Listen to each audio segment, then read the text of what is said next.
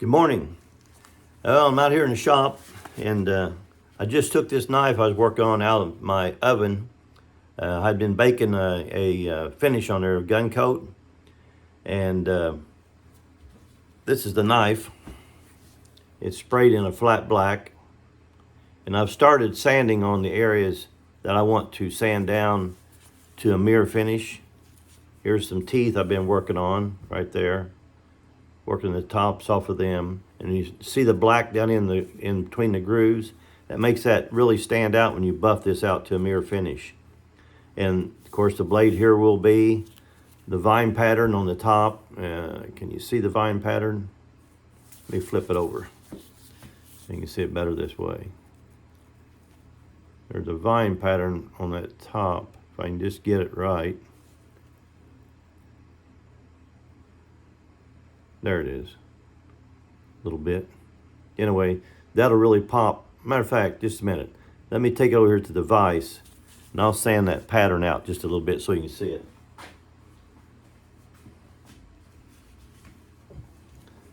This gun coat was designed, sorry I'm right on top of the camera, I have to get to this vise here. It was designed for the Navy SEALs.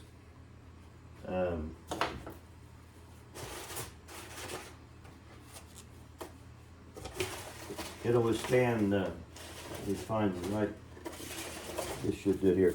It'll withstand 500 hours under salt water. And I spray it on this my high carbon blades, because it kind of protects them. That way people don't have to worry about them so much. And it does a really good job. Let me sand this vine pattern here real quick. Don't want to go too far back. I got to tape that. I don't want to get back into the handle part too much, so I'll just go so far, just so you can kind of see it. That's probably good enough for right now. There. Now then, you can see that a lot better. See the vine pattern? I filed out there, and they're using two different files. I use it's your diamond shaped file. I use it. And then I use a round file for these little grooves here on the side. You can see them, but I leave them dark right here. That's what make the vine pattern show up more. I leave them dark because it lets that there pop more. Now, I'll buff that all to a mirror finish. And when I get that all done, I'll bring it back to you and show you. I mean, it's really pretty.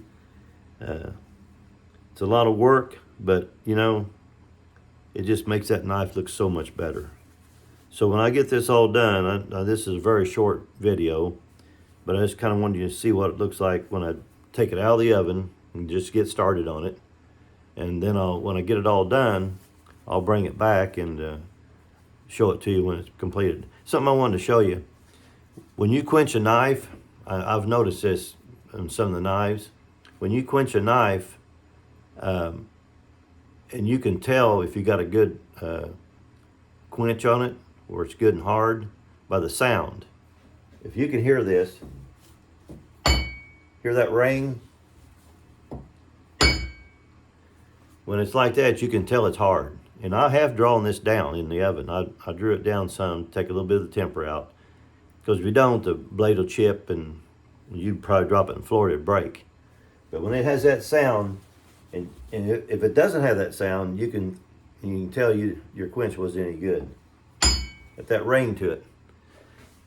Anyway, just a crazy little tip I noticed as I was working on these knives.